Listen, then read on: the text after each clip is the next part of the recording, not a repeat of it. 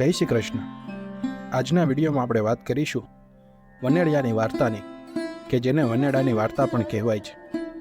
આ વાર્તા મુખ્યત્વે પુરુષોત્તમ મહિનો અને શ્રાવણ મહિનામાં સાંભળવામાં આવે છે। સોનપુર નામનું એક નગર હતું। નગરમાં એક કન્યા રહે, એનું નામ સોનબાઈ। આ સોનબાઈને 7 ભાઈ અને 7 ભાભી। 7 ભાઈની એકની એક બહેન એટલે લાડકી, એવી લાડકી કે એનો પડ્યો બોલ ઝીલે। ભાભીઓ એને કાંઈ જ કામ કરવા ન દે, એટલે આખો દિવસ નવરીને નવરી। રસોઈ થાય એટલે જમી લે, પથારી થાય એટલે સૂઈ જાય। સોનબાઈ જેવી રૂપવાન એવી જ ગુણવાન અને એવી જ ધાર્મિક। સવાર સાંજ દેવ દર્શને જાય, દાન પુણ્ય કરે અને ભજન ભક્તિમાં લીન રહે। વ્રતય કરે અને ઉપવાસય કરે, કથા વાર્તાએ સાંભળે ને ધરમ ધ્યાનય કરે। એવામાં અધિક માસ આવ્યો, પાવન પુરુષોત્તમ માસ, જીવનના પાપ ધોઈ નાખવાનો પુણ્ય અવસર। 7 ભાભીઓએ વ્રત આદર્યા। સોનબાઈએ પણ વ્રત આદર્યું। ભાભીની સાથે જ નદીએ જઈ માથાબોળ સ્નાન કરે અને હાથમાં અક્ષર લઈ વાર્તા સાંભળે। આમ કરતા મહિનો પૂર્ણ થયો, એકમનો દિવસ આવ્યો। 7 ભાભી સોનબાઈને કહેવા લાગી કે નણંદબા, ચાલો વનડિયાની વાર્તા સાંભળવા। જેણે વ્રત કર્યું હોય એણે વનડિયાની વાર્તા સાંભળવી જ પડે, નહીતર વનડિયો નડે। આ સાંભળીને સોનબાઈ બોલી, નારે બાઈ, મારે તો પ્રભુ ભલો ને હું ભલી। ગુણ ગાવતો એક મારા ભગવાનના, બીજા કોઈની કથાએ ન સાંભળું ને વાર્તાએ ન સાંભળું। મારે તો કાંઈ પાપમાં પડવું નથી।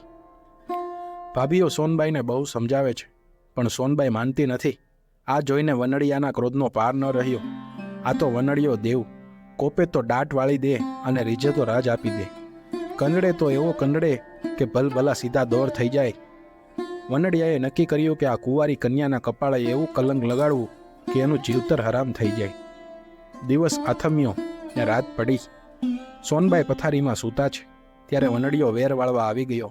એણે ભમરાનું રૂપ લીધું અને બારણાની તિરાડમાંથી અંદર પ્રવેશ્યો। પછી એણે રૂપના અંબાર જેવા રાજકુમારનું રૂપ ધર્યું। અબીલ છાંટ્યા, ગુલાલ છાંટ્યા, અત્તર છાંટ્યા અને ગુલાબના ફૂલ પાથર્યા। એવી સ્થિતિ ઊભી કરી દીધી કે કુંવારી કન્યાને તો ધરતી માર્ગ આપે તો સમાઈ જવાની ઈચ્છા થઈ જાય। સવાર પડતા જ નાની ભાભી સોનબાઈને જગાડવા આવી। અંદર પગ મૂકતા જ એની તો આંખ ફાટી ગઈ। એને તો ખાતરી થઈ ગઈ કે નક્કી નણંદબા રાતે કોઈની સાથે રંગ રાંગ ખેલે છે। એ તો દોડતી ગઈ જેઠાણી પાસે, જઈને બધી વાત કરી। પાપણના પલકારે આખાય ઘરમાં ખબર પડી ગઈ અને સોનબાઈને બધા ફિટકાર વરસાવા લાગ્યા। આવી વાત તો પાંખ વગરના પંખી જેવી ગણાય। વાત લઈ જાય, સાંજ પડતા તો આખા ગામમાં વાત ફેલાઈ ગઈ અને બધાય સોનબાઈના નામ પર થૂ થૂ કરવા લાગ્યા। આ તો 1000 મોઢાવાળું જગત કહેવાય, આમેય બોલે ને તેમેય બોલે। 7 વહુઓ એક થઈ ગઈ અને પોતપોતાના ધણીને વાત કરી। વાતમાં સારી પેઠે મીઠું મરચું ભભરાવ્યું। આ તો આખા કુળનું નાક જાય એવી વાત। 7ની આંખોમાં આગ વરસવા લાગી। ગયા બહેન પાસે અને ત્રાળા પાડી કે સાચું બોલી નાખ, કોણ છે તારી પાસે આવનાર? નામ જણાવ એનું, નહીતર ધડથી માથું જુદું થઈ જશે। બિચારી સોનબાઈ તો સાવ નિર્દોષ હતી। એણે માથે હાથ મૂકીને કહ્યું, મારા પ્રભુના સોગન, સપને મેં પુરુષનો વિચાર કર્યો હોય તો અત્યારે જ મારો જીવ નીકળી જાય। જો વિશ્વાસ ન આવતો હોય તો ખુશીથી મારું માથું ઉતારી લો।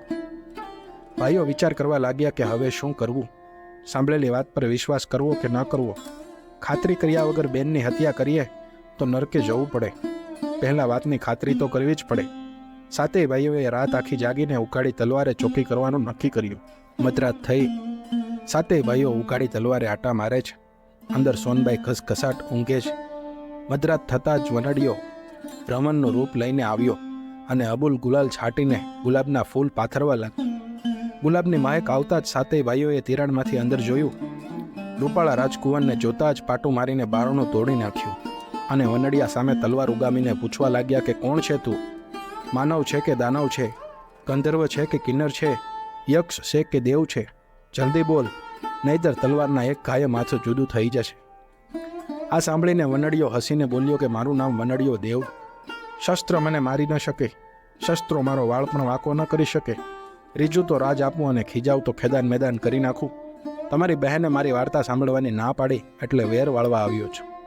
આ સાંભળીને 7 ભાઈઓ ઠંડા ગાર થઈ ગયા અને વિનયથી પૂછવા લાગ્યા કે હે દેવ, શો ઉપાય કરીએ તો તમે પ્રસન્ન થાઓ? ત્યારે વનડિયો બોલ્યો કે એક ઉપાય છે। જો સોનબાઈ વાડને પાડું, પાળને પૂરી, લહેરને લાડુ અને રંગને રોટલો આપ્યા પછી ભક્તિભાવપૂર્વક મારી વાર્તા સાંભળે તો અવશ્ય દોષ મુક્ત થાય. હે વનડિયા દેવ, અમારી બેન તમે કહેશો એ પ્રમાણે જરૂર કરશે, પણ એના કપાળે જે કલંક લાગ્યું છે એ કેમ કરીને દૂર થાય? ગામના મોઢે ગળનું કઈ રીતે બાંધવું, એનોય ઉપાય છે એવું વનડિયો બોલ્યો. નગરના રાજાએ કુળદેવીનું શિખરબદ્ધ મંદિર બનાવડાવ્યું છે. એના પર સુવર્ણનો કળશ ચડાવવાનો છે. આ કળશ સતી સ્ત્રી વગર કોઈ ચડાવી ન શકે. રાજા ઢંઢેરો પીટાવીને સતીને બોલાવશે ત્યારે સોનબાઈને મોકલજો. સોનબાઈ કળશ ચડાવશે એટલે એના સતનું આખા ગામને પ્રમાણ મળી જશે. સત્યનો તેજ ઝળહળશે અને કલંકની કાલીમાં દૂર થશે. સાતેય ભાઈઓએ વનડિયાને મસ્તક નમાવીને પ્રણામ કર્યા. વનડિયો હસતો હસતો અંતર ધ્યાન થઈ ગયો. સવાર પડી એટલે સોનબાઈએ વનડિયાના કહેવા પ્રમાણે વાડને પાડું, પાળને પૂરી, લહેરને લાડુ અને નરકને રોટલો આપ્યો. પછી અત્યંત ભક્તિભાવથી વનડિયાની વાર્તા સાંભળી. તત્કાળ એ વનડિયાના દોષમાંથી મુક્તિને પામી. આ બાજુ મંદિરનું કાર્ય પૂર્ણ થતાં રાજાએ રાજ જ્યોતિષને તેડાવ્યા અને પૂછવા લાગ્યા કે હે મહારાજ, મંદિરનો કળશ ચડાવવાનો છે તો એ માટે શું કરવું એ કૃપા કરીને કહો. રાજ જ્યોતિષે શાસ્ત્રમાં ગ્રહ, નક્ષત્ર અને તિથિવાર જોયા પછી કહ્યું કે હે રાજન, કળશ તો સતી સ્ત્રીના હાથે જ ચડે.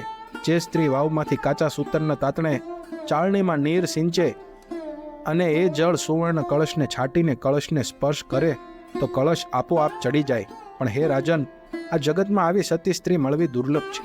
છતાં ઢંઢેરો પીટાવી જુઓ, કુળદેવીની કૃપા હશે તો અવશ્ય કોઈ સતી મળી જશે. તત્કાળ રાજાએ ઢંઢેરો પીટાવ્યો. ઢંઢેરો સાંભળીને બધી સ્ત્રીઓ એકબીજાના મોં સામે જોવા લાગી. આ તો સતના પારખા કહેવાય. હસતા મુખે અગ્નિ પરીક્ષા આપવાની. જો કળશ ન ચડે તો ગામ આખામાં ફજેતો થાય. આ બાજુ સોનબાઈ સાતેય ભાઈ ભાભીઓ સાથે દરબારમાં આવી અને રાજાને કહેવા લાગી કે હું કળશ ચડાવીને મારા સતીત્વનું પ્રમાણ આપીશ. એની વાત સાંભળીને દરબારીઓ ખડખડાટ હસવા લાગ્યા. પણ સોનબાઈ દ્રઢ રહી. બીજા દિવસે સોનબાઈનો ફજેતો અને તમાશો જોવા આખું નગર ભેગું થયું. બધા તાળી દઈને વાતો કરતા હતા કે આજ સોનબાઈના સતીત્વની પોલ ખુલી જશે અને એનો ફજેતો થશે. સોનબાઈએ પ્રભુનું સ્મરણ કર્યું અને વનડિયા દેવનું નામ લઈને ચાળણી સાથે કાતા સૂતરનો દોરો બાંધીને વાવમાં નાખી અને નીર સિંચવા લાગી. જોનાર તો અવાક થઈ ગયા. બધાની આંખો ફાટી ગઈ. સોનબાઈના સતીત્વનો જય જયકાર થવા લાગ્યો. સોનબાઈએ ચાળણીમાંથી જળ લઈને કળશ પર છાંટ્યું અને જમણા હાથ વડે સ્પર્શ કર્યો. તત્કાળ કળશ સડસડાટ કરતો શિખર ઉપર ચડી ગયો. આખું નગર સોનબાઈના ગુણગાન ગાવા લાગ્યું. સત્યનો જય જયકાર થવા લાગ્યો. સોનબાઈ સાતેય ભાભીઓ સાથે મળીને ગાવા લાગી. વનડિયા તું વનડીશ માં, ભાઈની બેનને કનડીશ માં. કુડા કલંક ચડાવીશ માં, સતના વેમ જગાડીશ માં.